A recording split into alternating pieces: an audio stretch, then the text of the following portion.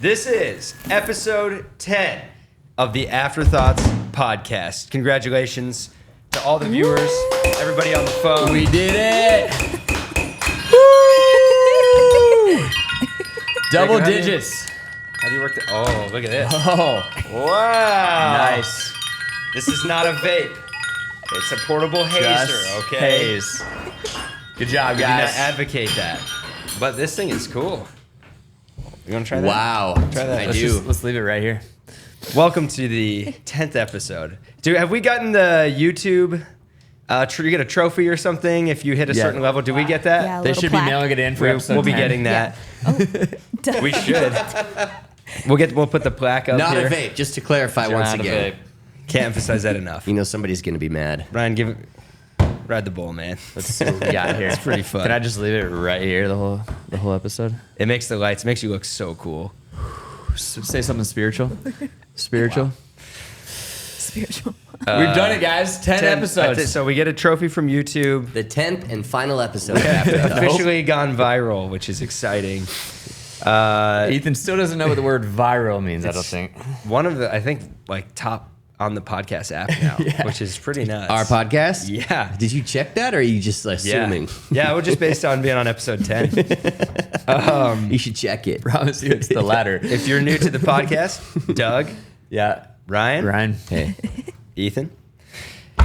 On the Afterthoughts podcast, we like to share our thoughts after stuff. Mm-hmm. Could be things going on in the world, and that's where we're going to start today. really? I had somebody say, I really like Tyler Hines. I like how you've turned this podcast into a sports podcast for the first chunk. Good. What I do not intend to talk about today is Taylor Swift and Travis Kelce. Oh, Don't care. Thank you. We don't need to talk in depth about the Buffs taking USC to the wire, though that was awesome. that was amazing. We don't need to talk about the Broncos pulling off a miracle win, because really we should just lose from here to get the number one pick in the draft. And we do need to mention, real quick, we are co-owners of a fantasy football team in a Red Rocks league, and we won last night 126.8 to 126.32. Which, if you don't play fantasy football, that may not make a lot of sense to you. But 0.48. the 0.48 margin never happens. Rarely Five happens. rushing yards, something like that. So that's exciting. Against who, Ethan? Against Connor Grimm. Shout out Great to guy. shout out to the Young Adults podcast. From the Young Adults podcast, which is a friend of this podcast. Our podcasts are friends. Of course. Just not this weekend because we were competitors. But usually. But that's still not what we're going to talk about. I read this story. There was a man. building so much tension for Well, this is in the news. This is interesting. Go. A man was denied entry to go into a Phillies game because he wanted to bring in his emotional support alligator. And they wouldn't let the alligator into the stadium. Which, Yeah. people, Right. emotional support animals, that's great. How big I've was the never heard of an alligator? alligator, and I was just thinking about being the person checking tickets and just Yeah. see a guy walking up with an alligator. Hey, so we're not going to do alligators. Can't I have hope is alligators What he at said. baseball games. I think they should have let him in. I'm on his side. as well. Yeah. How But big was people- the alligator? Was it like a dangerous size I of didn't an alligator? see a picture of the alligator. I so think that matters. Yeah. Yeah, was he carrying it on his shoulder? Was he walking it with a leash like a dog? Kayla, can you look that up and find out for us if Yeah, there's a I picture of will. that alligator? What game was it? It was a Phillies game. I think it was September 25th. It was like in the last week or two. You know how like you try to bring a bag into a Right. baseball game and they have size limits on the bags? Right, They right, should right. have like a sign that has like, here's the bag size limit and here's your alligator size limit. Yeah. You can't Yeah. have an I alligator just more never than heard of 3.5 that before. feet. That's wild, man. That would be, I mean, that doesn't strike me as a emotionally supportive animal. But Well, some you don't people know very have them. much about alligators then. All right, it's you guys probably can't see this. Okay, we'll throw the picture up. Yeah, there. we'll throw the picture. How big is it So compared that's that's a good size. It's a decent Yeah. size and he has it on a alligator. leash. Incredible. Like, could that alligator kill someone? I think it could do For some sure. damage, Yeah, it not could kill. definitely Yeah. do some Yeah. damage. So did this guy make a big deal about it and that's why this is on the news? Or how did this become, how did Well, a this bunch go of people from... were like seeing it happening. Yeah. And then there were people that were like, you can't deny this guy entry. And Oh then my the guy. gosh. Yeah. But so what they said though is remember the Cubs curse for so many years over the guy they wouldn't let his goat come into the stadium. And now they said the Phillies are going to be cursed. Oh boy, dude! Imagine sitting down for a game and the guy next to you just has an alligator. Yeah, I thought it was pretty interesting. That would be terrifying. I can't emphasize enough. I'm on his side. No, me too. Me too. Guys, I'm not. I'm sorry. Well, Okay, 2 against 1. Sorry, I just assume as guys who lead a fairly that has events on the weekends. Yeah. You understand. You just kind of have to make a few rules. Nope. Sorry, sir, you can't bring your alligator in. And as much as this doesn't mean I'm not a fan of alligators, love them, think they're great, but you can't. There's like 1,000 people and you can't bring that alligator in. Well, Yeah, man. I don't agree to disagree. I don't understand what you have against the alligators. I don't know what your problem is. I wanted to check in with you guys. Thanks, man. Switching gears from the alligator to hold you accountable Okay. because we talked about distraction last week. Uh-huh. Want to know how it's going? Oh, yeah. Wow. How has it been? Have you been enjoying your meals? I have been enjoying my meals more. I had a great meal Sunday night. Good. Shout out to my friend BJ was over, my buddy Matt, and BJ left his phone in the car Wow. unprompted. So there you go. He forgot That's it great. or he I left think it? I think he probably just forgot it. Okay. No, he left it Wow. intentionally. I've been practicing putting down my utensils between bites, and Whoa. sometimes it's easier than others. But Especially if you're hungry. meals take on a whole new meaning when you take your time. That's great. And you, Doug, you've been reading? I've been reading 30 minutes a day. What are you reading? Scary Close by Donald Miller. Yep. Yeah. Nice. I think I pulled that out here for a quote a couple weeks ago. Sure did. And Many will remember that. I am going to read every page in that book, and I'm going to Yes, finish dude. it tonight. Yes. Wow. Yeah, isn't that crazy? Just in a week's time. The first book I've read all the way through since Harry Potter 7. How's it been? That's incredible. Awesome. Yeah. Yeah. I feel sharper. I feel more present because obviously I'm not watching one of my 4 screens while I'm reading. Right. There you go. You know what I mean? Yeah. And so you don't have the Nice. TV on or your laptop or your iPad or your phone or your watch out, and you're just reading. And it's been great, man. Well, you That's good. seem sprightly. Thank you. I'd That's like to great. keep it going. That's awesome. And yourself? Yep. Leaving my phone, letting it wake up at a proper time in the mornings have been awesome. I feel so much more clarity during the day because I don't immediately start on there. That's been awesome. And then just better time at home when I get home and put my phone away until the boys go to bed. It's been really man. good. I feel seriously like my brain is taking deep breaths. Do you Yeah. feel like you're missing out on living by not having your phone on you? Yeah, I'm freaked out. Always it's been so great. scared. All right, Dude, I'm it's gonna put this crazy because away. everybody's been saying That thing's sweet. Ethan hasn't had his phone and we don't know what to do. Oh, just Not having Ethan on social Why? media, Instagram's not dude. doing too great. the app Yeah, is You know what I struggling. mean? Yeah. Wow. Yeah, I always put really good content out there back when I did that. Hey, I think to the person listening to this, watching this, who is like, well, dang it, I tried, but I got through like 2 days and then I went right back to it. I think it's important to know this is a lifelong process.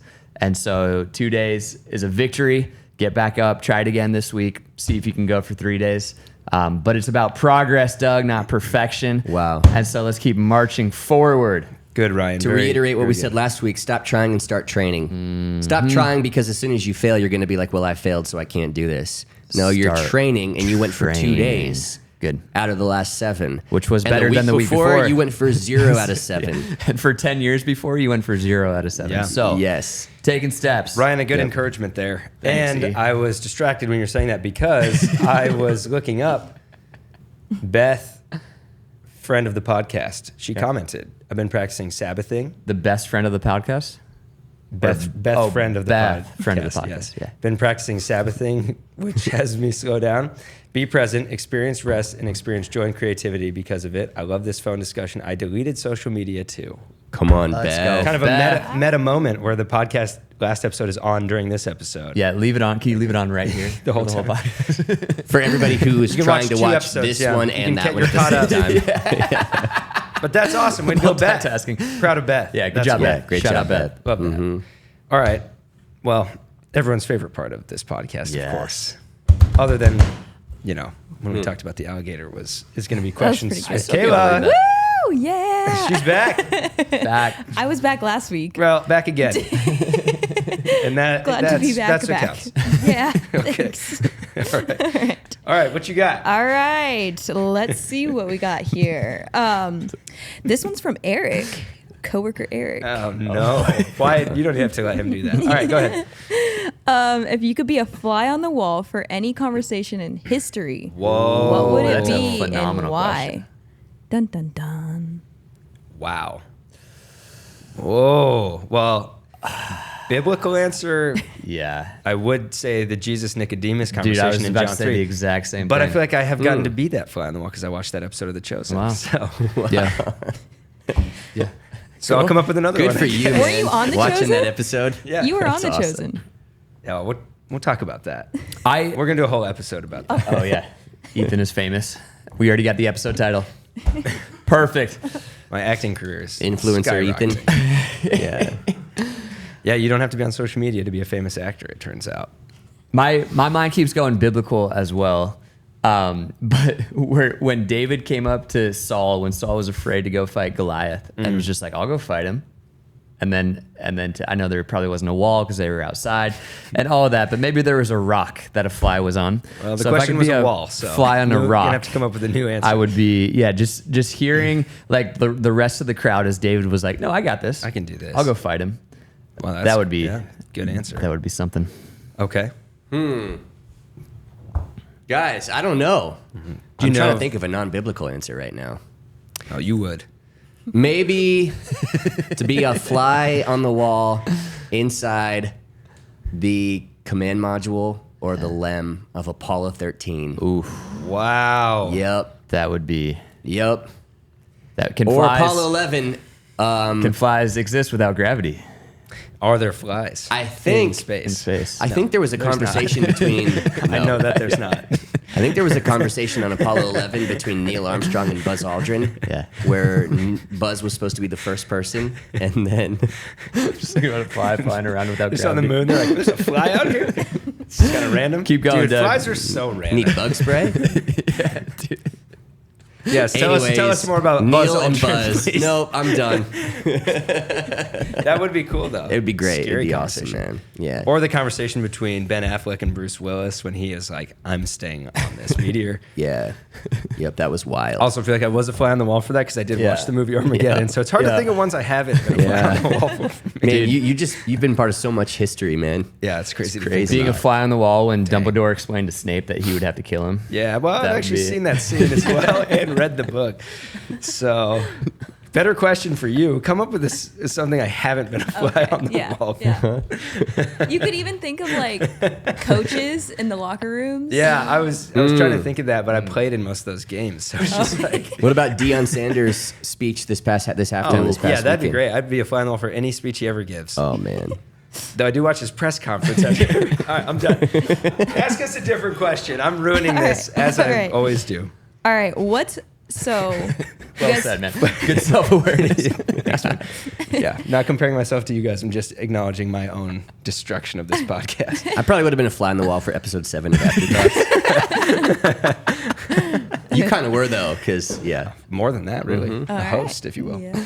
I will. Oh, thank you.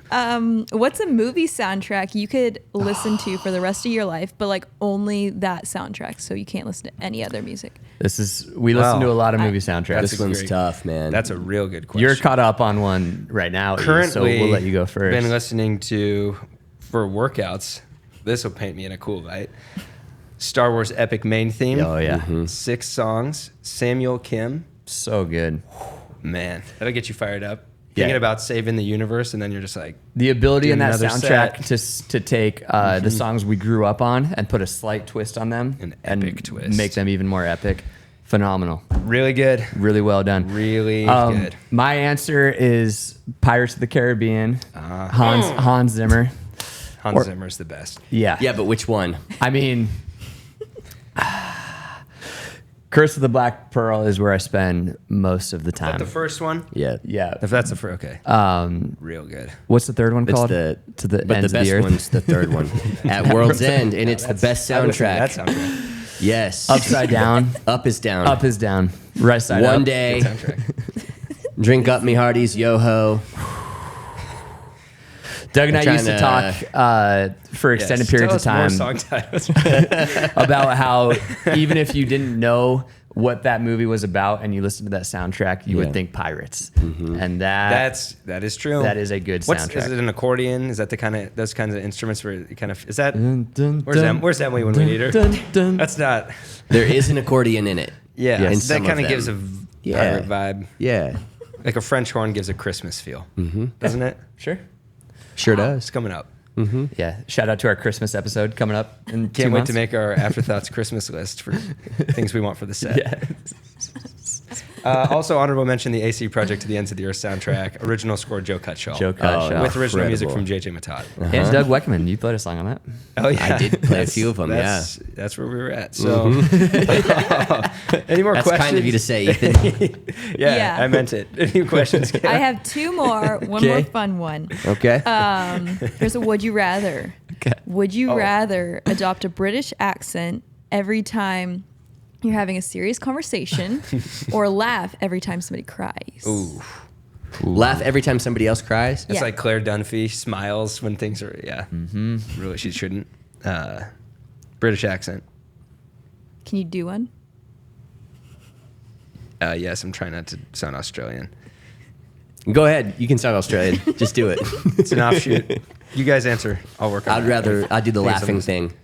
Just because laughter is the best medicine. Yeah. Make them feel better. Yeah. Maybe you're laughing because you told them a joke. Could be insulting. At a deeper level, I feel like I have just been doing that my entire life, laughing when people start crying. Is that right? Which is, Really?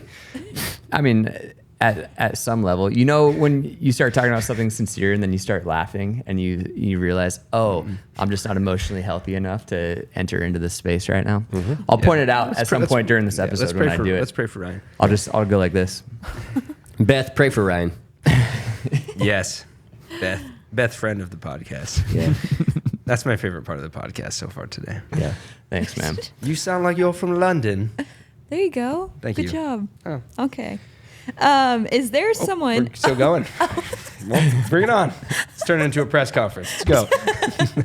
Is there someone in the Bible you resonate the most with? Why? Whoa. I'm going to say the Apostle John.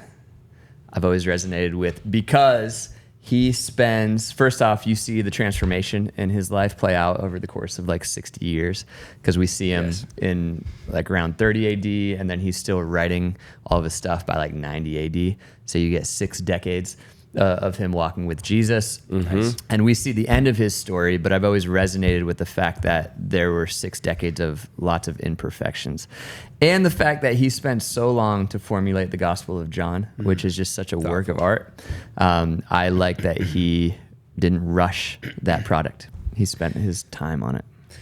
And he was known for laughing when people were crying. So Yeah, that makes that's sense. John That's kinda 20, his thing. verse 3. Son of Thunder. Son of Laughing in thunder. tears. of Yes. thunder. What about you, E? I mean, that's probably a lot of people's answer, but I feel like By the Peter- way, I don't like crack up laughing when people are crying. I have more It's hard to awareness know what than you that. do. I'm Well- just saying like that little like laughter. Yeah, whatever. Doesn't matter. You could just be saying that. I will only dig myself into a deeper hole. yeah, you're gonna heal. Go ahead, E.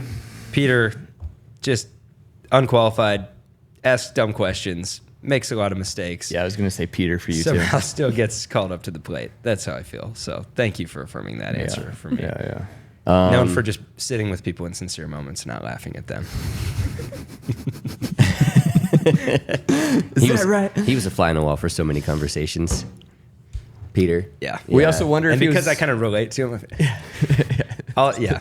Anyway, Doug, answer the question. Well, I have an answer, but it only has to do with one specific verse, not Okay. because it's kind of like a cool. If you say guy. Jesus, just don't even try. No, it's not Jesus Okay, good. or David. It shouldn't be. And I feel like No. anytime you answer those, it's like, all right, man. I'm all like the good parts Yeah. of David. That's what I resonate with. Yeah. Yeah, it's just Like the 2 warrior. Samuel, like 8 Yeah. October. Yeah. Yeah, the killing Goliath, Man after like God's leading own heart. armies and just being a king of, Yeah. of a whole nation. Writing lots of good songs. Just Yeah. a couple peas in a pod there. No, there's one verse in Joshua about Joshua when he's leading a lot of people. Here we go. Strong just and kidding. courageous, huh? No. When he says he's leading a bunch of Israelites into the promised land, and then it's the verse where he says, I've never done this before, basically, is what he's saying. We've never passed this way before. Yeah. Anytime I get asked that question, like, hey, what's next? What's the vision? What do you guys need? What do you, and my sort of gut reaction answer right now is, I've never done this before. We've never been this way before. That's how I feel every day when I wake up. Yeah. So, Yeah. Cool. yeah. Mm-hmm. What about you, Kayla? Oh, I wasn't prepared. I don't know. Well, stay tuned to the end of the episode when Oh. Kayla answers I'll this have question. to- yeah. Whoa. Nice. Ooh, I see what you did there. No wonder we're getting that YouTube trophy or whatever they send you. Thank you, Where should we Kayla. put it? Yeah, Should no we put it right problem. So there? glad guys. you're back for the second week. Oh, sweet. Yeah, back to back. Already back. Ryan, Yep.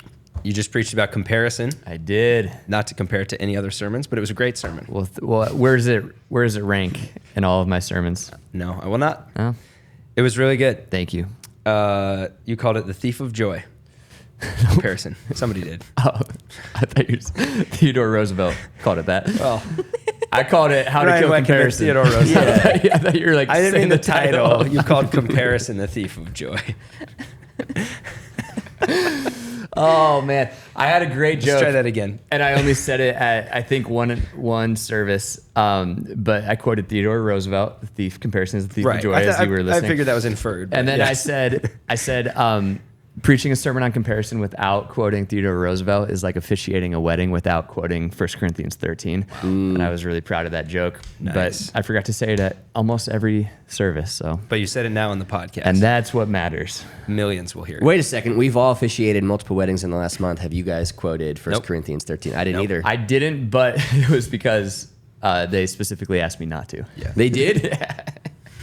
Is it because we make fun of it? Probably. I mean, we don't make fun of that passage. It's one of the best passages. Like, it's the definition of love. Sorry, let me clarify. We tease, like Ryan just did, it being overused in Love is in weddings. The Apostle Paul's just like, I mean, cool. Love is kind. Yeah, just because- dude. Great. Totally. I mean, Owen Wilson and Vince Vaughn Yes. tease that Yeah, in right, Wedding right, Crashers. right. So, All right, let's do this again. So Ryan, you just preached on comparison. Jacob, just start the podcast here. Oh, the 10th Everyone's episode like, of yes, Afterthoughts. please do that. Theodore Roosevelt called comparison the thief of joy, which I found to be profound that you repeated that he said that. Thanks. Yeah, you're welcome. But it really is. Oh man. In so many, like almost everyone's life. Yeah. Joy constantly being stolen because of the comparison Yes, trap that we all yes, fall yes, yes. into. I thought it was so great talking about the disciples. I wrote this down as you were talking about them, arguing about who's greatest while walking with Jesus. How stupid does posturing look in front of Jesus? It's Like, insane, man. that guy levels the playing field. Like, oh yeah, you guys are so great. You're so. He doesn't say it like that, but I would it's if I so were him. phenomenal, man. yeah, Yeah, like we're all hanging out with Michael Jordan shooting hoops, and we're like, so which one is it? Do you think it's me or you think it's MJ? I can Who's make a the lefty GOAT? layup. And the three of us are arguing over which one of us can jump highest. Yeah, dude. Yeah. It's insane. But that entire story. conversation is where insecurity and ego collide, like both at the same Yeah. time. Yeah, that's right. Which everyone's living with and carrying. Yeah, yeah. Sorry, no. No. No, after you. After your afterthoughts. I'll say my thought after your thought. Just please say it. Afterthoughts. Go. No, I understand. We get the I joke. get the joke. Yeah. All right. God. It's going well today. One of the things I want to just start talking about straight from the jump here. All right. The jump here. Yeah, this 20 minutes in. So you said in the story where they're like, hey, those guys are, casting out demons Yeah. in your name, but they're not with us. So I told him to stop. And Jesus is like, what are you doing? Yeah, why? When other kingdom work starts to become a threat to you because they're doing it differently is where you start to believe we're the only ones that really know what we're doing. Yeah. And we get I feel like a lot of people think they're complimenting us by bashing another church Yeah. or critiquing another church. Of like, well, there they do this, but you guys, But the more you read that story, you're like, that's not at all the Right. posture So funny, Right. that we should have going into this. Right. Other kingdom work becoming a threat. How do you see that being kind of disastrous within the church? That's a great question. Yeah, because it is funny how often that happens. You get compliments, and it's not even like, people don't even have to say, this church is terrible at that. They just say, you guys are so good at that. It's just such a breath of fresh air after the last church I went to, which was this.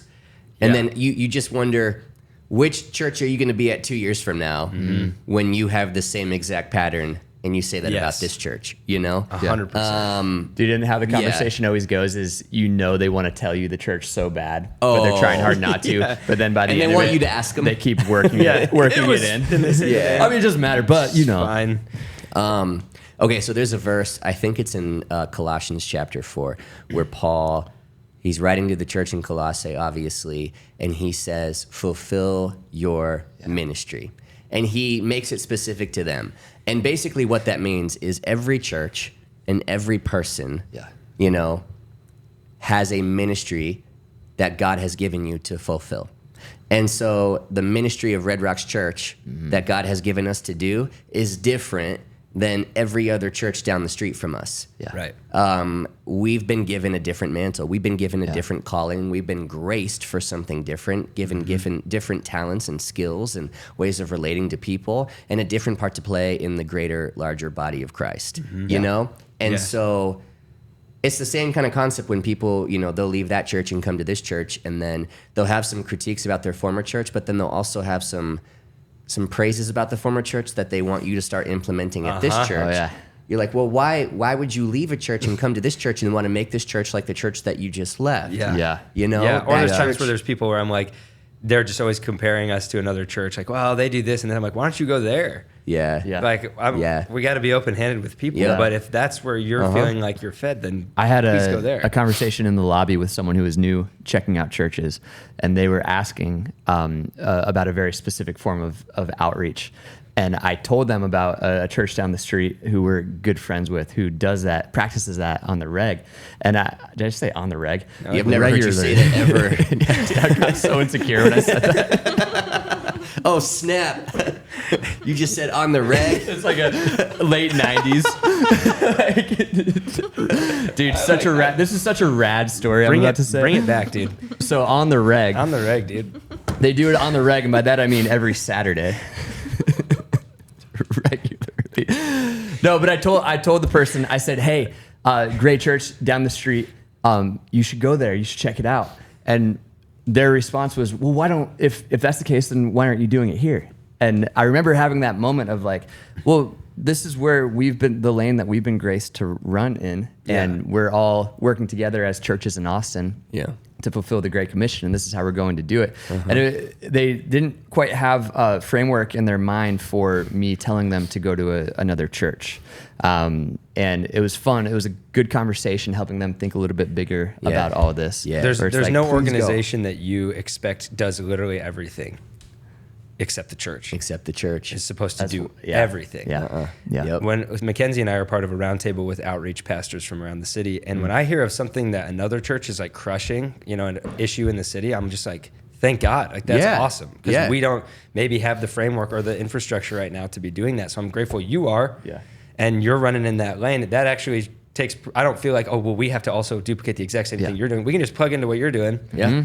Funnel through that because Yeah. you figured that out. Yeah. So good, man. Yeah. Like, thank God you're doing that. Yeah. You're majoring on a couple things. We are majoring on a Yes. couple things. And if all the churches in a specific area can work together and cover all of our bases as the church of Austin, capital C, I mean, that's like, I feel like that's more of the design rather than every individual church trying to be everything So for all good, people. man. To be effective, you have to be specific. You have to be. And to have impact, you have Yeah. to be specific. I remember- And that's what yeah. we strive for, which is why we don't do everything. Right. Because we literally can't. And if we Right. try, we'll spread ourselves thin and be effective nowhere. Right.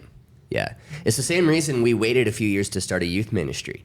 Right. Because we kept saying, hey, we could do something. It won't be that good, but we could do it just for the sake of doing it, or we could wait until we can actually do this and honor it and build something that's going to be great, excellence in the right timing. I remember Scott Brugman, and for those of you who don't know, he is the OG of Red Rocks Church, the original founder back in 2005. A man, him and his wife Lori have sacrificed so much that people will never know because he's such a behind-the-scenes kind of guy. But he was letting me sort of peek behind the curtain a few years ago when they had a few consultants come in and telling me, you know, over the last 2 decades of building Red Rocks Church, a few of the pivotal moments and revelations that they had where they would have an outside sort of voice analyze the church and then say some things that were just so obvious. And he was talking about as churches grow, I mentioned this a couple weeks ago in regards to distractions, that if you are an organization or a company that's growing, distractions will start knocking on your door disguised as really good opportunities. So in a church, what that looks like is this person comes to you and says, we need to start this ministry. Right. That person says, we need to start this ministry. This person goes, well, Jesus said do this, so let's start this. And before you know it, because all of those things are good things, Right. Yeah. why would we not want to do that? Or it almost sounds sacrilegious to say, we're actually not going to start that ministry here. He said, but before you know it, here's what causes growing, healthy, thriving churches to stall and become unhealthy. Is you hit like a ceiling, and then you realize we're trying to do 50 things. We have 50 committees and ministries, and none of them get the attention that they should get, and none of them are great. Yep. We do 50 different things, okay. And he said it was the realization of like we're called to do 7 things. I don't know if that was the exact answer, but we're going to get very specific, laser focused. This is what God has called us to do great. And as soon as they simplified and consolidated and got laser focused is when they started to break through that ceiling, and then the church got healthier. That's so good, man. It reminds me of going to a restaurant and the menu has like 50 pages. Oh, Cheesecake Factory. Cheesecake Factory. You're flipping through and you're like, just went there. It was awesome. There's no way all of these chefs are experts at all of these dishes. Like you start to flip through and you're like, I feel like, as opposed to a place that has 6 things that they do really well, and you just know it's going to be excellent. And I think what's really cool and worth pointing out is the church in Austin, the Big C church in Austin, is very, very good at this. Like I'm really proud of us churches in Austin. One story of that is when we got out here 5.5 years ago, 6 years ago, one of the first people we met with was Austin Stone, and we sit down with them they're the most strategic people in the world. They're so good at what they do. And so we're just asking them questions, picking their brain. And then at the end of it, you asked them something along the lines of like, how do you feel about us coming out here? And without skipping a beat, they're like, we've been praying that this would happen more. We pray that God would hasten the day you get out here because we need help building the kingdom out here. And that has been a precedent. I feel like that they've started in our lives as they continue to kind of be big brothers to us. But there's lots of different examples of that, of awesome churches in this place. The right posture. Well, along with talking about people comparing churches, the biggest place, as I was thinking through this term, the biggest place of comparison for me is people just compare me to you guys. That's like the life that we live. Did you say compare or confused? Yeah, well, that, which is amazing. Dude. I get complimented for some of your sermons, and I'm like 10 minutes after the service is over. Literally. Dude, that was so good. Great message. I'm like, do you think I'm Ryan? Seriously? It's so good. Did you watch? Did you look up during the sermon?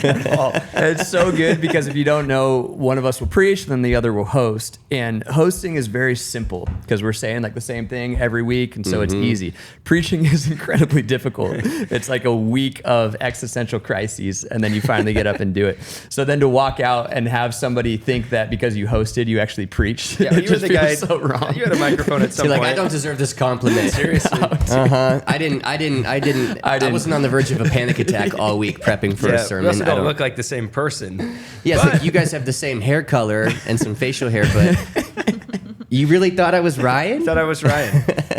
So yes, people do confuse us at times. Yeah, if that sermon was last year and you were, but we just watched it. It just happened minutes ago. I love that. I just say thanks. Oh yeah, at this I point. should. Yeah, put a lot into that. So thank you so much. Yeah, I've done that before in Denver. Sean, our senior pastor Sean, has written a few books, and I remember I was at Starbucks, I think, a few months ago, and the barista, I went up to order, and she looked at me, and then she just said, "Can I just hug you?" And she was tearing up, and I was like, "Oh my gosh, like of course, you know, I go there and speak like frequently, so I was like, of course you like absolutely." And she's like, "Your messages have changed my life." I was like, "Wow, like that's amazing, thank you." And then she said, "In your book, Attacking Anxiety, I have bought that for all my friends." And immediately I was like, "Oh, you think I'm Sean?" That's so good. And I played along. Was like, "Do you have your Attacking Anxiety? I'll sign it for you right now." Yeah. Bring it over. I've signed 3 of his books. Let's take because I didn't want to let him down and tell him I'm actually not Let's Sean. take a picture. Sorry. Tag me, Sean Johnson. That's incredible. Dude, it's so good. Sorry, comparing. Well, confusing, Not confusing. but comparing, sometimes as a compliment, sometimes as a not compliment, but most of the time not. it's kind of just one of the weirdest dynamics, I guess, because we share a stage and a podcast. But sometimes I feel like people feel like they need to like stack rank us. We had some girls that were like, our Bible study just talked about which one of you guys was our favorite. And we're like, okay, cool. You did? But for like a majority of you, probably wasn't. So I don't feel great walking away from that. Can you not tell us the results? Just don't need to Let's tell just, us that. yeah. What's that like for you guys? It's frequent. It makes sense at one level. Let's just call it what it is. Life is complicated, and all this stuff is coming at us all the time. And comparing is one of the ways. Like creating hierarchies is one of the ways we organize everything. Just like in the same way that storytelling is one of the ways that we take all the data of the world and place it into categories. I feel like creating hierarchies and comparing and contrasting and stuff, it just helps us get through life. So I get it at one level. It's also really strange when you start to think about it. Like, so we why can't it just be yes, yes, yes? Like good sermon, good sermon, good sermon. Why does it have to be like first place, second place, third place? Yeah. You know, or whatever it is. You should have been like first place. I should have. Why is it always first place and then tied for second place? I don't Nobody really resonates with you guys. Why do but people always they're say, listening to my Ryan, you're my favorite preacher, and Doug and Ethan are tied for second? Ryan, I'm listening to your sermons on the reg, dude. oh, snap, that was good. Psych! You referenced this. Yeah. I think that we've said on the reg and psych. Psych was awesome. Psych was good. I like that. Also a good show. Was it? Psych. Oh, congrats, man. I've never heard of that. It's a pretty popular show. That's Andrew's favorite show. You've watched that Psych, show? probably why I've never seen it. You referenced in the sermon, like we've been walking for 15 years. Yeah. Through a lot of stuff. Yeah. I think that comparison game would be actually really lethal to us if we hadn't had to be humbled a lot in front of each other. And, Absolutely. And coming out the other side. I can remember when we were traveling. Oh, dude. We were in Fiji.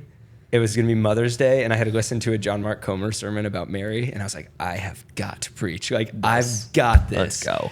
These guys just can't do what I'm about to do. And then obviously it was not that great of a sermon, and nobody cared. But that was our mindset. A lot of like, I should be, like kind of trying to vibe past each other and compete, which is very dangerous. Oh, yeah. In ministry. And then we had to just kill that game way back then. Have to. And if we didn't, I feel like a lot of that would get to me. Yeah. If I can't, because I hear all the time that comparison game, it would fuel it and maybe be really bad for our friendships as well. Right. And people sometimes think they're complimenting me if they say like, I just feel like you're my favorite pastor here. And I'm like, cool. Yeah. Also, which doesn't happen often, but I'm just using this as an example.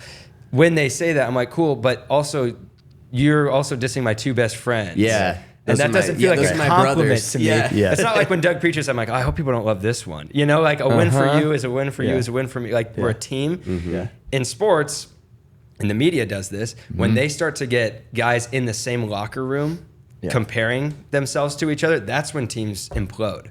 Because they're no longer looking at the team they're about to go play and the opponent that they have. They're all fighting in here about who's better and who's getting the ball more and all that kind of stuff. And it truly is a lethal game. So maybe the reason this has come up is stop comparing us. Yeah. We don't need that. It's not helpful. Yeah. Do you remember while we were traveling and we talked about a hypothetical situation where, so just to sum this up in 10 seconds, we were traveling the world for a year doing mission work, making a documentary. And this was right before any of us were really on social media, and I'm very grateful for that. Because Yes. I feel like had we posted on Instagram our entire trip, we actually might have generated some influence. I really believe we would have, and I'm glad we didn't. I agree. We're all on the same page with that. We came back, we made a documentary, and it was an amazing experience. Went to a few, film festivals, but even, 10 years later, I'm like, that documentary was not for the world. That was for us. That was an amazing, special year where we grew more that year than any other year of our lives, and we got to do it together. Yeah. And now you get a documentary and this passion project that you all share to never forget. And all the lessons we learned, because halfway through, I remember it was in Fiji. We were outside of a church during a hurricane when we were just sleeping on sleeping bags on raised ground. And we were talking about filming this, and then, okay, 8 months from now when we get back to the States, let's say hypothetically a church, calls us and says, we want you guys to come and do a 3-week series. Hey, let's get these random guys that went on a trip to go preach at our church for 3 weeks, dude. And and break down different lessons learned, and somehow we joke about this probably once a week, even when it comes to the order that we tee off when we're golfing, where we go, man. So guys, I'm thinking like Ethan, man, and it's like I'm complimenting you. I'm noble. Hey, let me tee it up for you guys, because you guys are the powerhouse speakers. So I think I go week 1. And I'll kind of lay the framework, Dude, and that way you guys can come in as the cleanup hitters and really just bring the meat. Doug, but you know what? I hear what you're Honestly. saying, man, but I just feel like if I could just kick it off, I'll do a pre kind of sermon. It won't even be about what we're talking about. I'll just set the stage so that you guys can just run and do your thing and preach these I'm a leadoff sermons, hitter, man. though, man. I feel- want to just get on base because you guys can hit the Yeah, home. man, I don't need. I'll just get up Week real quick one, and then let the Let leadoff me hitter build come the up week momentum 2. for you guys to capitalize on, because you guys are that's so cringeworthy. Oh my And gosh! but and so normal real. and so real. Oh, dude. And if we all had- do that, yeah. and nobody thinks about the fact that they do that all the time. Yeah. That kind man. of stuff. Yeah. And it sounds like you're saying it in such a noble way. I think we even trick ourselves And when- into believing when we that got to the are, point where it was like a specific message or a specific group of people or whatever, and we could collectively be like, hey, I think you should do this. I think you'll probably be the best. I think you should speak to this topic. That's where you become a team. And for us, I feel like we killed comparison in our friend, and obviously you have to continue to work at that, but we killed that in so many ways by being humbled in the first place of like, hey guys, you're not like some amazing guys that everyone's going to come have speaking at churches, and then you start to realize that 3 week series because come back for week 2. I don't need to preach to my own church. I'll just have these college guys to spoil the ending, we got back and no church contacted us. dude. So shocking. Yeah, obviously they didn't. Obviously, But you're right. I think that influence is so easy to generate now, and we didn't have the maturity to steward that. No. Back then. I'm very grateful. and everybody I think genuinely actually believes. I want influence, and my motives are pure. Oh yeah. It's so that I can make a difference in the world. Yeah. But one thing you said, if the difference that you want made in the world would actually happen, but you got zero credit, are you still okay with that? And it was crickets. The difference in the between auditorium. selfish ambition and holy ambition that you draw is so so good. Gosh, man. Because then you start to realize, for the three of us, getting to build a church together, that we sort of, when people ask me, I quote Scott Brigman again, I would rather even lose as a team than win by myself. Really? I would rather play the game with the two of you. Yep. And I still remember, man, the Switchfoot documentary that we used to watch in high school, where John Foreman gave this interview, and he was talking about, the team, the band, and he said, one day, I'll never forget this. He said, one day Switchfoot will break up. He said, it'll be a bittersweet day, and we're all going to be at the beach the next day surfing, telling stories about how things used to be. He said, I love what I get to do, but it means what it does because of the guys I get to do it with. And whether I have this or whether we don't, whether our show is sold out or whether nobody is in the venue, I get to win or lose with my best friends, with my brothers. And the next day we're going to be surfing on the beach, telling stories, not taking ourselves too seriously. And realizing that when now it shifts to, okay, when you win, we win. Right. When you win, Right. I win. When I win, you guys win. But Because the especially when church I wins. win, I win. Yeah, I was thinking that our next series, I think I'll sort of kick it off because I'm so excited about, I think, the content the two of you guys are going to bring, and I really want to. My sermon will be called "When I Win, You All Win." It's so dumb. No, but it's all boats So rise at brutal. high tide. That's it, man. Yeah. And That's it. and now I genuinely think that in a way I didn't used to. You that was one of the best sermons you preached. Thanks, man. And I know I'm comparing it to the rest of your sermons, but actually I think that's a Jordan Peterson quote. It's kind of like when you talked about fear. You can't really tell people. It's hard to tell people just stop fearing. Yeah. Right. Okay, but if you can say assign your fear to something else, like God. If you must compare, don't compare yourself to everybody else. Compare yourself to who you were last year at this time, to who you were yesterday. Yeah. For you to get better. Once again, not perfection, but progress. Yeah. And you're getting so good. Both of you guys are. It's been so fun to watch. And every time you preach now, I get to sit in the front row and genuinely celebrate and go, man, that's my brother doing what he's made to do. And he's hitting a home run. And so there's good, zero part of me that feels like that means there's one less good sermon I can give, or there's one less Right. blessing that God can divvy out because he's getting one right now. Yeah. You know? Scarcity mindset. Yeah, But exactly. that cheer them on, like we didn't used to fully be able to cheer each other on No. because of our egos. And now we just can cheer each other on, even when people are constantly comparing us Yeah, dude. to each other. There, on the trip, there was one moment where one of the pastors we were staying with just called out of nowhere, like unprompted. He walks up to us and he points at Ethan and he goes, "You are a leader." And he points at Doug and I. He goes, "You are followers." Dude, for 21-year-olds who have like a big ego, it was so hard for us to hear. But it was prophetic, dude. But it was also It was such a gift for us to hear that. Yeah. because I had been the one emailing him, but he kept not, like, we kept all trying to talk to him, and he just needed to be like, this is the guy I've been talking to, so he's just going to be the leader while you guys are here. Like, I'm just going to talk to him. To get to a point where it's like, who cares, man? Exactly. Like, why do you But need- that was humble pie. Right. And you right, don't right. realize in the moment Yeah. how good this is for your soul. Yeah. Because Yeah. it hurts. Yeah. Because you go, no, I want to be that. You I need you don't Timothy know to you think don't that know what I'm- I'm good at. Let me tell you what I'm good at. Let me tell you what he's bad at. So dumb, dude.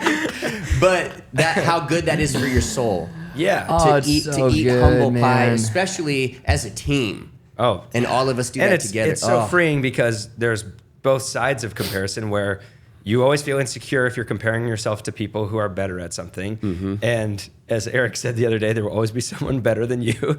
So that's a brutal place to live. But then, and this is just the broken human heart, we have this need for superiority. So you will compare yourself to people worse than you to make yourself feel better. Yeah, that's right. And that is so ugly. Yeah. And we live kind of on that back and forth, like, seesaw Dude. of that game. And that's where Jesus levels the field and he's like, okay, I'm here. So let's just kill that game because the goat is in the room. Yeah. I've got this.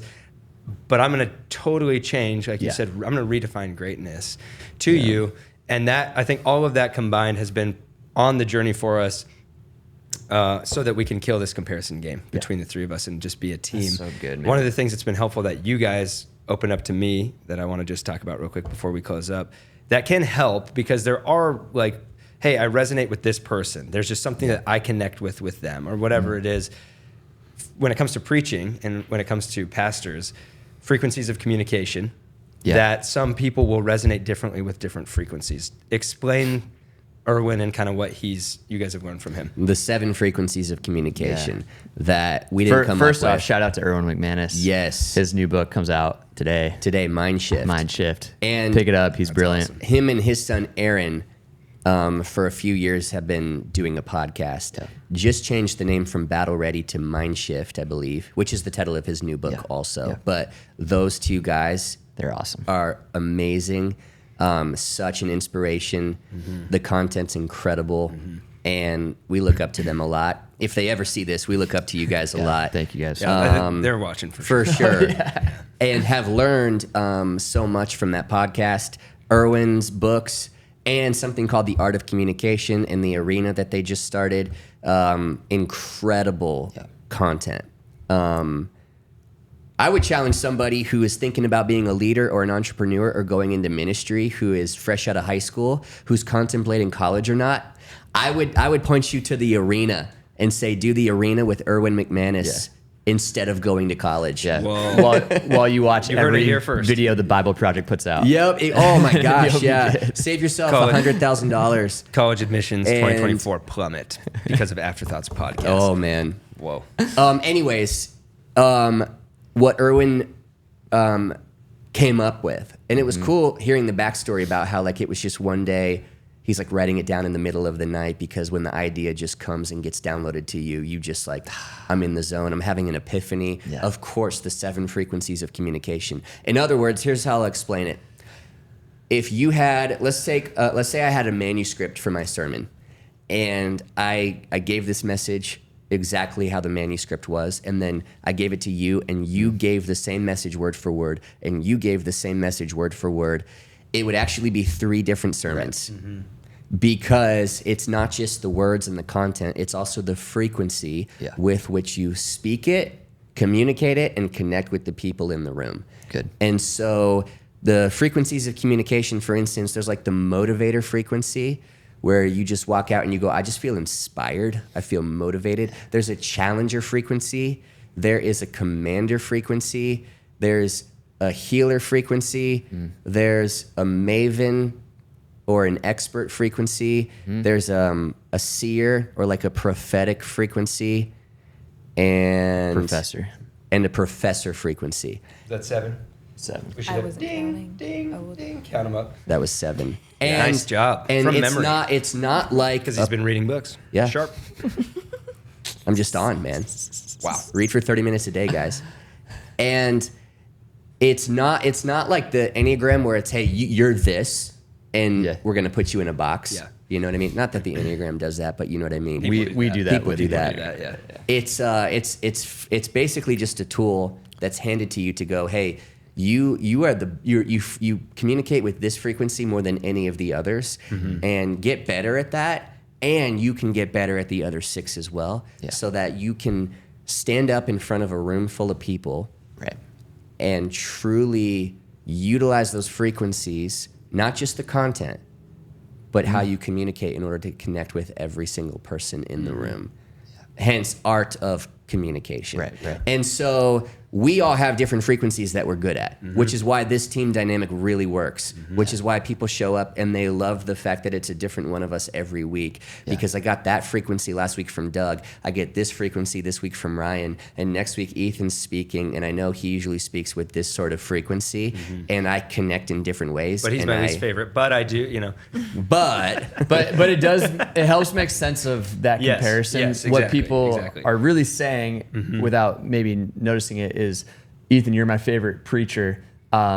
It's actually that the frequency that Ethan preaches with is the thing that they need the most for this season of life. Does that make They sense? respond to. Okay, break us down. okay, you speak primarily with a challenger frequency. And that's the kind of frequency that's going to like, I'm going to, in a great way, in a way where you're actually going to probably like it because your soul needs it, I'm going to get in your face a little bit. Yeah. And I'm going to pour some cold water on you. And I'm going to present the problem. And show you how to rise above it, and talk about the consequences of not, and challenge you and reveal to you this is why you're struggling. So, you know, I'm going to challenge you to step up and do this. And we need that, you know. Oh yeah. Ryan. Yeah, it's like the smoothie analogy being one of maybe one of the best analogies I've ever seen, and you could feel it in the room. Everybody, some people were uncomfortable. The idea was what we're doing in the modern day is just taking all these different things that kind of work for us and putting it together. But Jesus is clear water. Yeah. I would have gone about that so different. It wouldn't have had the same impact that it had because it needed that illustration required a challenger. Right. You know, it's funny though. These two guys could have the exact same manuscript, and you would preach it. It would be challenging. and you would get up there and preach with the frequency of a professor and a healer. Right. A professor and a healer. So you're going to teach Right. and you're going to communicate with a frequency that is, it's like balm for a wounded soul. And what's funny is the content could be the same, but then somebody will tell me like, man, that was Ryan is so deep. And I go, it's so funny because this is the world I live in and I understand what they're saying. What they're saying and what's really happening. I go, no, he spoke to you with the frequency of a professor. That's why you would maybe call him deeper than Ethan. But the content, like you'd be shocked. You just have to drop one Greek word and speak in the frequency of a professor. And then so many people who haven't gotten that ever at church are starving for it. And then they go, they come up to you and go, thank you for doing that. I never get anything that deep from any of the other people that I listen to. But it's because you have the frequency of a professor and a healer. I would add to that also, I was just speaking into a deep wound in their soul. Right. And so for them, they perceive that as deep. But the ironic part is, if you look at my notes compared to Ethan's notes, like Ethan's is page after page after page of quotes and research and like all of this stuff. I'm usually just up there telling stories. So it's just funny that that's how people perceive it, right? Yeah, but I feel like when you preach, everyone walks out feeling like somebody just, like they were taught and somebody gave them a hug. Like Good. I'm like, I feel healing happening when I walk out of here, which is very needed. Yeah, absolutely. Like very needed. Right. It's so funny how all the frequencies are needed. You're right. Oh, You know? yeah. So Yeah. a challenger, healer, and professor. Yep. And I think I primarily speak from a motivator frequency. And by the way, all the frequencies have a shadow side. Oh yeah. You know? Yeah. Oh yeah. And I had a guy tell me, you really trigger my wife when you preach. And then he said, I love it. I love it. Because he's like, now I don't have to. That's what it means. Thank you for doing that. That's so good.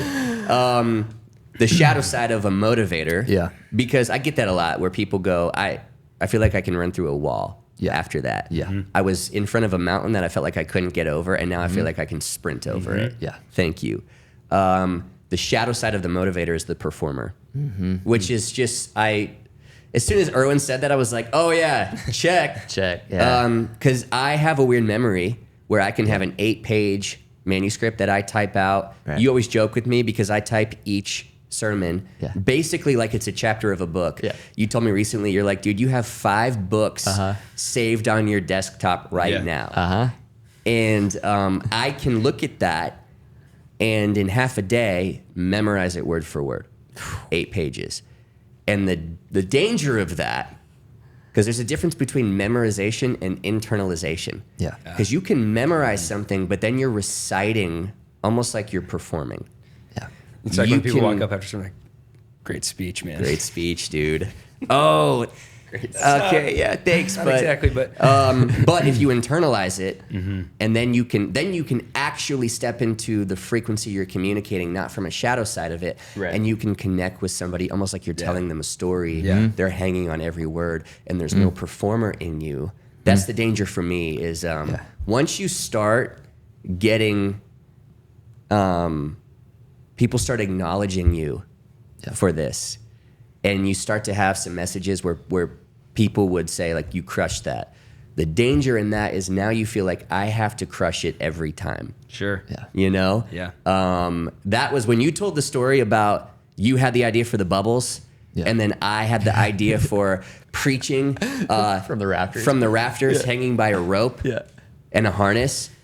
And the joke's on me because I spent probably 15 hours prepping that, and I will still have people tell me, I remember when you preached hanging from the ceiling. That was so cool.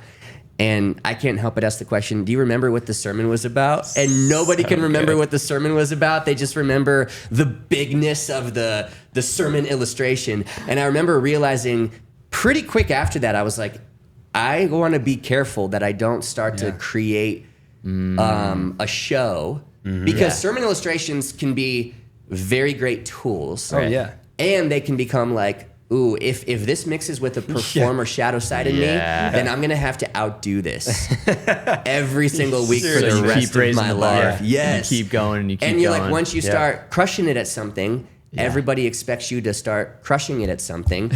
Not comparing any of us to like what LeBron James does, but LeBron James can score 25 points. Similar. It's similar. Very similar. LeBron can put up 20 points in a basketball game, 25, and when that's amazing, and everyone's like, he kind of had an off night. Yeah, should have. And now it's not amazing anymore just because it was LeBron who only scored 25 points in that basketball game. Totally. And when you have a performer in you, you know, What's that's the our danger. shadow sides? If you can remember, Challenger. other than triggering people. That's a great question. Man, I don't know. I know, you know, there's other preachers I've listened to all the time, and I've had seasons that are challengers by nature, and a lot they start to develop like a following of a very specific kind of personality type. Sure. Who is almost like shows up and is like, it's somehow more holy or deeper if my pastor yells at me. And it's not as soft as the pastor down the street or the guy who preached last week. Like this is the real thing. So I should yell more. And you can well, I'm guessing like if you incorporate the shadow side enough, you can kind of create that if you don't pastor your people to understand. I feel like there was also, maybe it was the commander or the challenger, that you can go from like moving people towards what's best for them to moving them towards what's best for you. Yeah, getting them to do what you want them to do rather than challenging them to do what you know they need to do for themselves. Yes. Basically. Okay.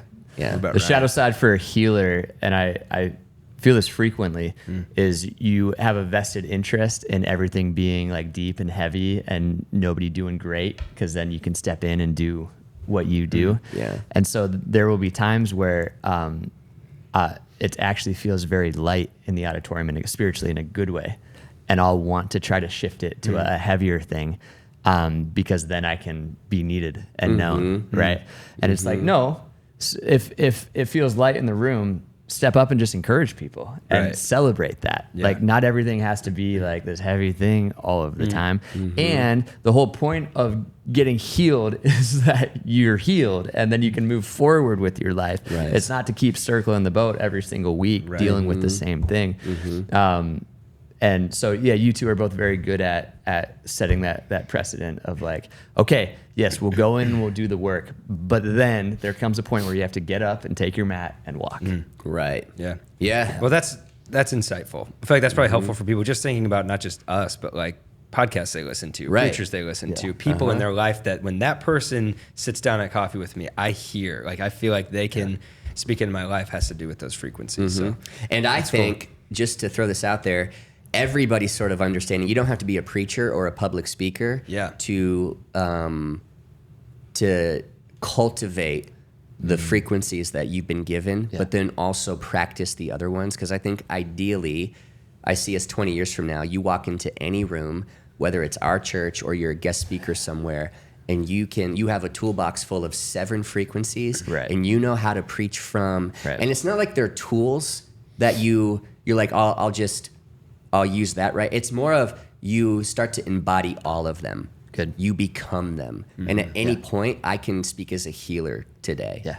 In this one-on-one coffee conversation, you need a challenger, and I'm going to challenge you right now. Yeah. And I'm going to, that's very much Joe Rogan. That's why people love his podcast, is because he's a truth teller. The quote recently that you'll hear us say again probably a lot in the future is Joe Rogan. It was said about him, he prefers honest tension to dishonest harmony. Yeah. As should all of us. But we pick dishonest harmony oh yeah. over honest tension. Challengers aren't afraid to like, no, let's go there. Yeah.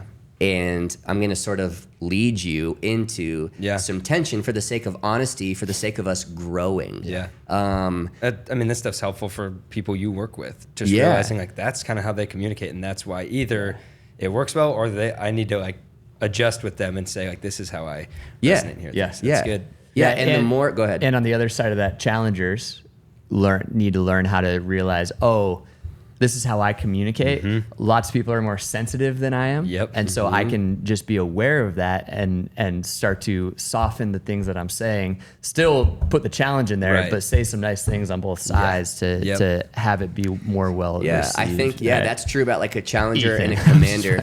Well, a challenger and a Yes, commander Ryan. frequency. Okay, you're a great pastor and a good friend and a guy who enjoys his meals.